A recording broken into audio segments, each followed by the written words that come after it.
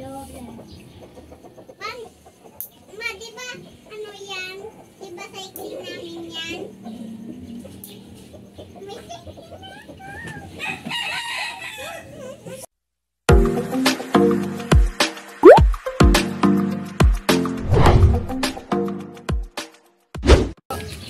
Check up daw yung anak. Opo. Kasi na ano yung ano, hindi natatanggal yung lagnat. Mag ilang araw na yun? May pirang aldaw na may. Yung Kasi lagnat. gumaling na siya tay. Tapos pinilo. Para bumalik ulit. So, ipa-check up na para sure. Okay. Opo. Thank you po. Okay, welcome. Alin ba yung may lagnat? Ito. God bless. Huwag ka na muna sumama at matatagalan doon. Hindi, pag ano, isama mo na yan, baka umiyak. Sama mo na lang kasi may service naman. Wala naman sigurong pasok. Dito na lang po kasi Dito ka na, babe. para po madali po. Hindi, wala naman. Hindi naman sa gabal yan. Iba na. Sige na. May service na. Tagliin na yan, Bilis-bilisan mo na lang. Ay, bakit? Wag kong gugulatin. Baka matamaan ka dyan. Ay,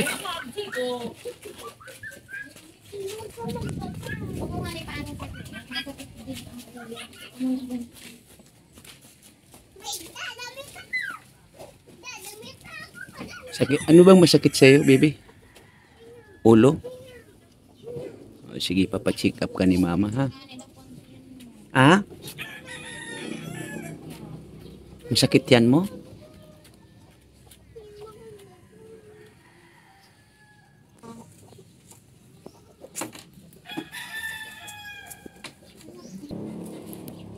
Kaya mo magupit ng kuko? Kaya mo yan?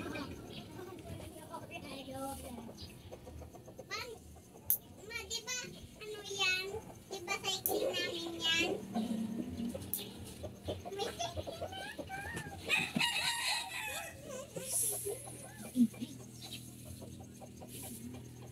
Baka masugat ikaw.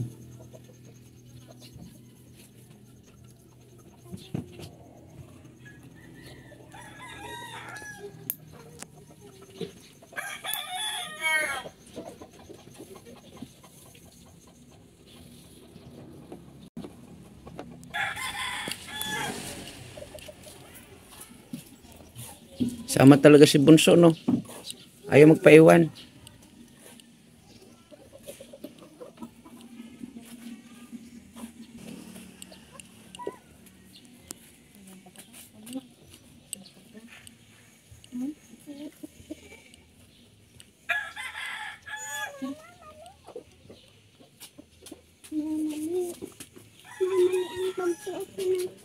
jacket.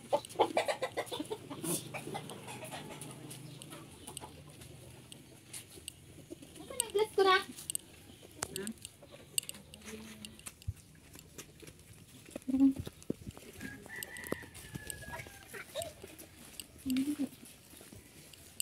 Kaya mo yung bag mo na? Nay, atid ko muna sila, Nay. Okay. ang pangit, sumama. Ay!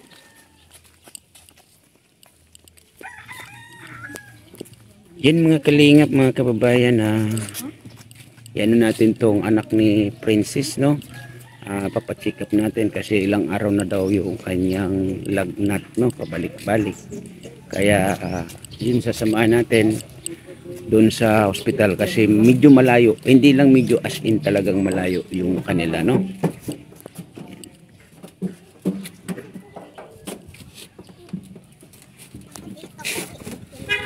Tordon, bawal din ang manupis man. Yun mga kalingap, mga kababayan, yan dito kami sa hospital, ano? Yan, dito sa record section yung mga anak ni Princess. At ito yung may karamdaman, no? Ipapacheck up niya. Sakit pa rin yung tiyan mo? Sakit pa tiyan mo, bibi? Hindi na. Ulo. Ulo. Dito ka. Nangangawit ka? Baka nangangawit. Ay,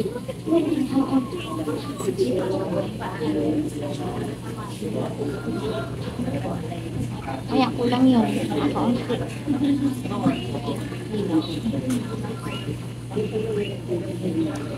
Sakit sobra pa yung ulo mo? Ha? Ako na yan, ako na yan. Malapit na tayo.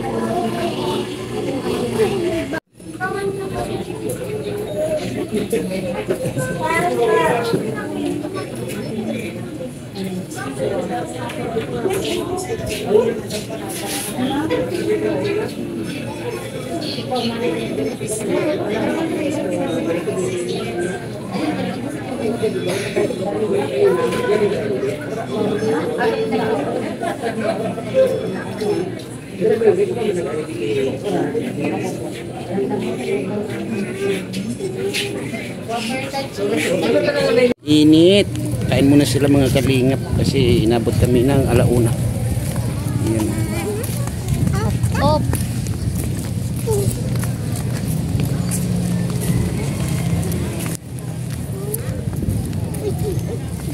Init. Yan. Pakainin muna natin mga kalingap itong mag-iina. No? Ano ito? Sapaw? Pwede ko makainin na isa. Sa pong plato. Kain ka, bibi, ha? Ano pangalan niya? Sydney. Sydney. Kumain ka, ha? Isang plato po. Masilipin man yan maulan. Matinidar sa akin. Kasi na masusunod na lang kasi baka ano? Kasi inabot tayo ng inabot tayo ng yung pang alauna daw mga kalingap, mga kababayan. No? Kaya yan ay nagugutom. Siyempre magugutom itong mga bata. Kaya kainin muna natin.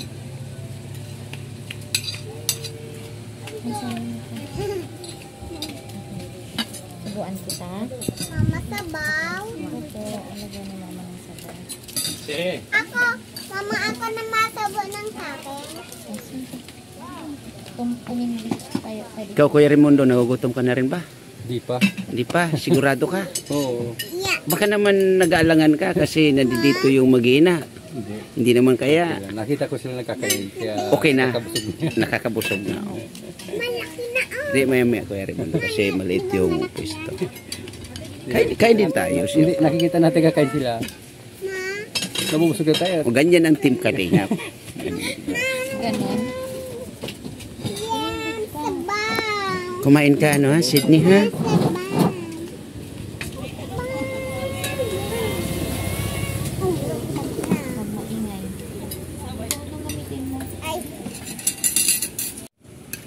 Ganito lang siya, oh.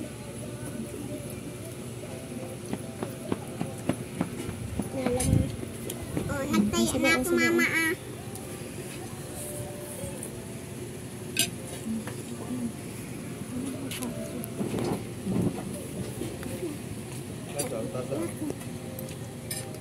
Kain ka ng marami, Sydney, ha?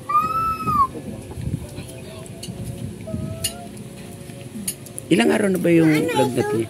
4 na araw na po. 4 days. Pangatlong gamot na po siya ng tempura. Pero hindi pa rin po na hindi yung lagnat.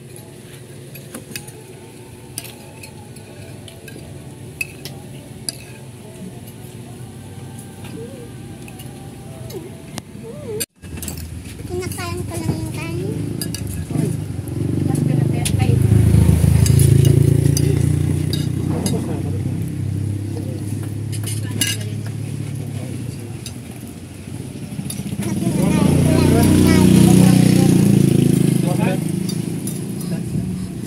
Init! Yan.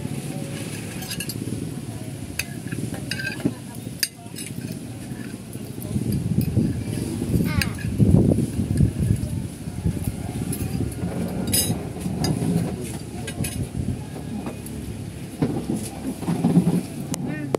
Kuya na bang gusto mo kuya? Hap na lang. Ano pa kayo tayo? Kain po. Mamaya na kami. Kasi medyo masakit yung area. Binubuha na sila ng konto man. Manghang? Hindi. Hindi po. Hindi na ganun, yun.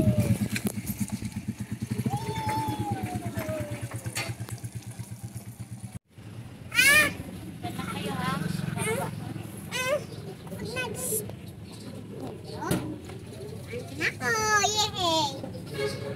Yehey! Mama! Mama! Yan, kararating lang namin.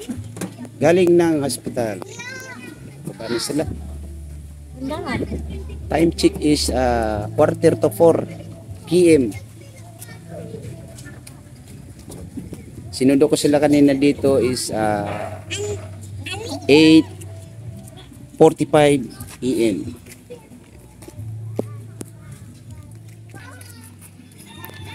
Uwi, ano tayo? Ako na. Ako na. Uwi, ano? Bakit naghapon gabi? O si Dada pa! Si Dada pa! Kiss pa kay Dada! Ay, siya panik! Naaway ka kasi ano?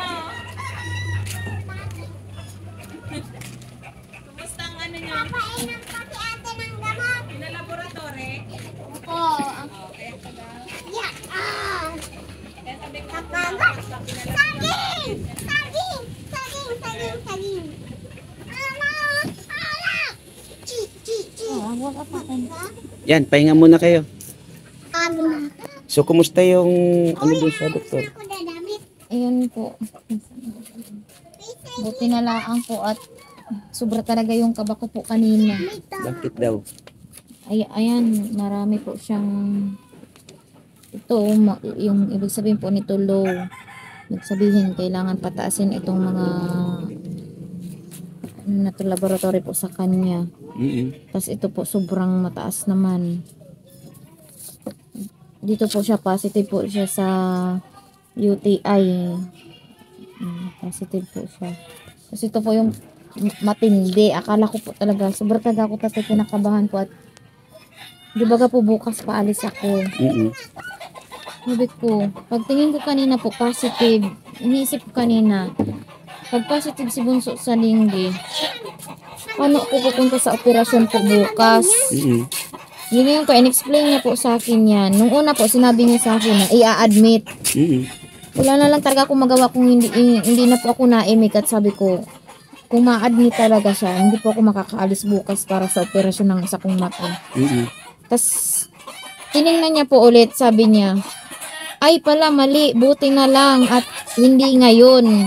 Nung last check-up niya, may dengue po siya, na which is hindi ko naman po alam na nagka-dengue po pala siya. Sabi niya, anong di mo alam na nagka-dengue kasi may old na daw po na ano, itong positive na daw po nito, old daw ito, yung last na pagpa-check up ko sa kanya nung ng November. Dengue na po pala yun na wala akong kaalam-alam. Kasi sabi niya, ba't hindi explain sa'yo ng doktor? Sabi ko, hindi ko rin po alam. Kaya kanina, sobra talaga po kinakabahan. Sabi ko, kung i-confine po siya, Atay po si ano na po, paalis po baga ako.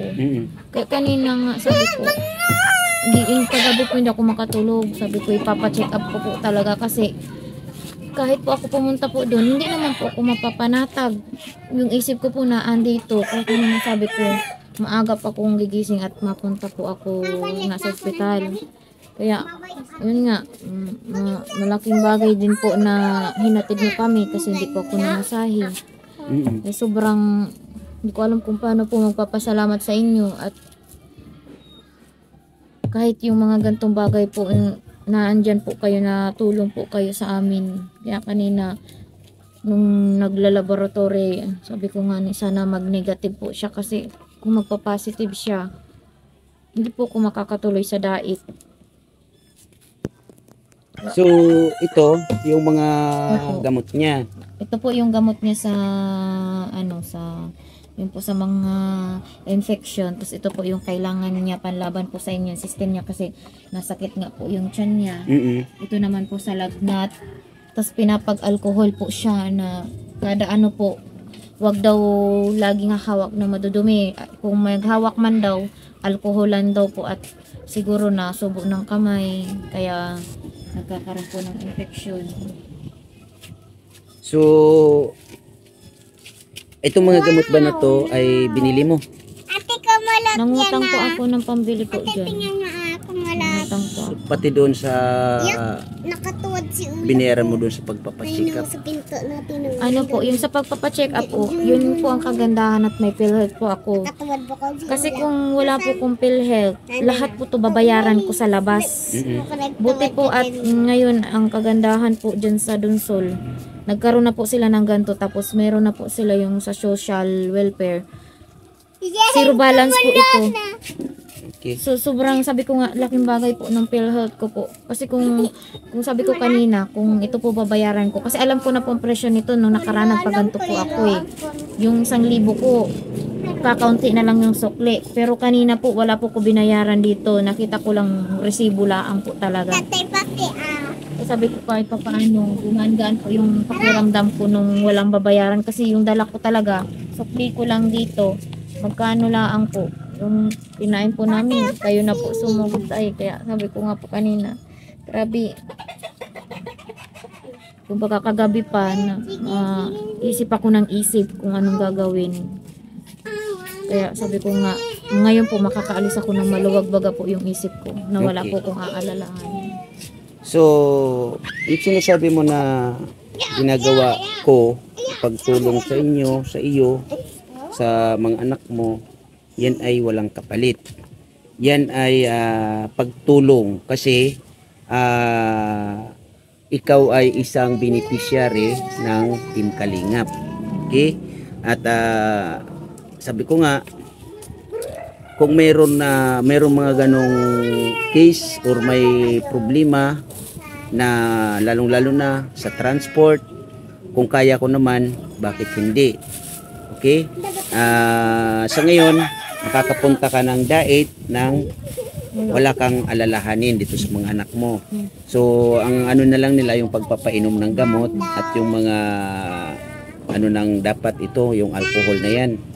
So ganun na lang, explain mo na lang sa kanila tita mo, kay lola mo na ganun yung dapat gawin nila.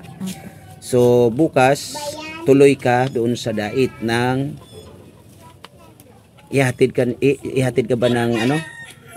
Saan ka ba ihatid? Sa ano po, sa sakayan po ng natito. Sa sakayan ng Kung ano po daw, pagka bukas, dalawa po kasi sila ay pagbukas po mabiyay yung isa pa Legazpi hanggang Legazpi po. Kung pa Maynila man po yung isa, di pa hanggang Sanaga po, mas maganda po. Okay. So kasi bawal sa yung magbuhat ng mabigat, di ba? Opo. Magdala ka na lang ng siguro konting damit, pwede naman na labahan yan doon kasi nandoon naman si Ate mo Maria, di ba? Si Ate mo Maria naman willing naman talagang tumulong. Nagkausap naman na din kami ng about sa iyo. So ganun na lang, mag-iingat ka sa biyahe at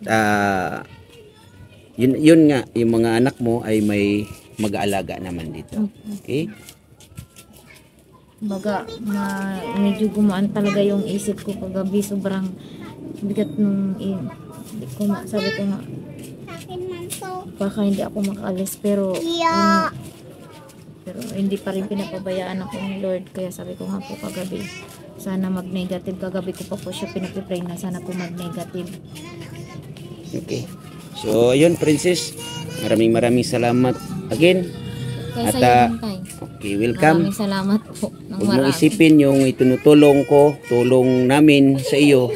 Kasi yan ay para sa iyo, sa iyong mga anak at sa iyong pamilya.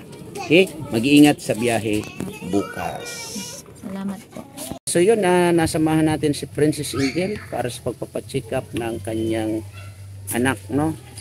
At salamat naman at ganun lang yung naging result ng check up ng bata. Mga Kalingap, maraming salamat sa lahat. Unang-una, Kuya Bal Santos Matubang, Ate Edna Vlogs, Kalingap Prab. Maraming salamat. Lani Wonder Woman, Chunila Reyes, Lisa 67 Vlog, Tita Eman Pam Channel, Mil Lapitan Hong Kong, Mama Sinya Vlog, Irene Pahuyo, Dialogues Official. Shout out sa KTV Angels, KTV Angels 100. At maraming salamat Kindred TV and Maria Cusinera. Sa lahat ng mga OFW, lagi po kayo mag-iingat kung saan man po kayo naroon. At ayun, maraming salamat again, mga kalingap, mga kababayan. Mag-ingat po tayo lagi. God bless you all and bye-bye.